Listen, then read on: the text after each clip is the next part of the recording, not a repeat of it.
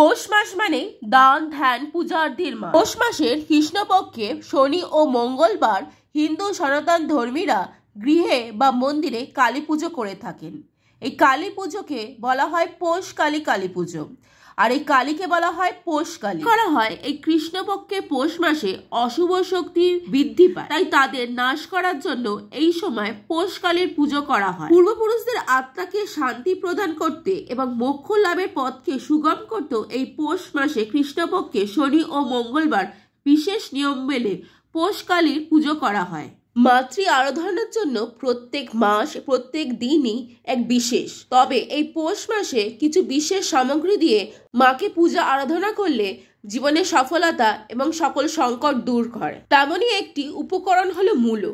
বলা হয় পৌষ মাসে মূলো দিয়ে মা কালীর পুজো দিলে নাকি বিশেষ ফল মেলে, জীবনের সকল সংকট বাধা বিপত্তি দূর হয়।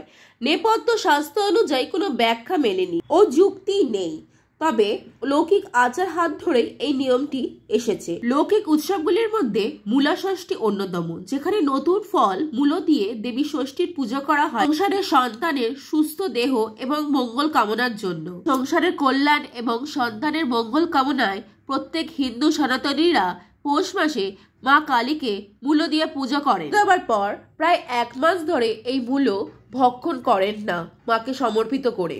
পৌষ মাসে কৃষ্ণপক্ষে শনি ও মঙ্গলবার কালী পুজো এক বিশেষ মাহাত্ম্য রয়েছে। মঙ্গলবার বা শনিবার পৌষ মাসে পূজার কিছু উপায় করলে শত্রু নাশ যেমন হয়, তেমনি নেগেটিভিটি অশুভ শক্তি দূর হয় জীবন থেকে, বড় বড় সমস্যা সমাধান হয়।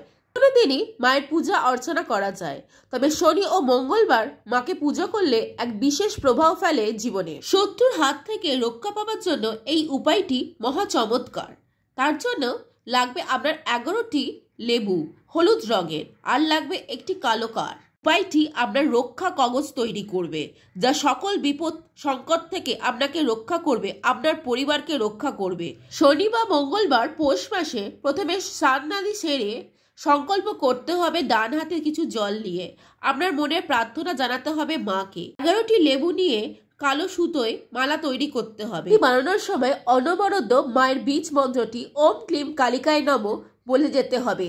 তারপর মালাটি মাকে অর্পণ করতে হবে যে কোনো মন্দিরে, ঘরে করলে হবে না, কারণ এই মালাটার মধ্যে প্রচুর শক্তি রয়েছে। লেবু নেগেটিভিটি দূর করে এবং কালো ধাগা সকল শত্রু নাশ করবে। কোনো কালী মন্দিরে এই ক্রিয়াটি করতে হবে।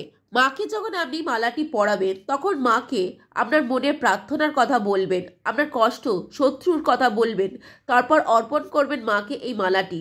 দেখবেন মায়ের আশীর্বাদে অশুভ শক্তি, গুপ্ত শত্রু, বিনা কারণে ভয়, ঘুমে ভয়ানক স্বপ্ন আসলে, কুণ্ডলিতে যদি অ্যাক্সিডেন্ট বা ভয়ানক যোগ থাকে, বা রাহু কেতুর মতো দুষ্ট গ্রহের কুপ্রভাব থেকে আপনি রক্ষা পাবেন। তো শক্তিশালী এই ছোট্ট উপায়টি ভক্তির স্বরে মাকে অর্পণ করুন, সকল বিপদ থেকে মা রক্ষা করবে আপনাকে। চ্যানেলটিকে সাবস্ক্রাইব করে পাশে থাকুন। জয় মা কালী।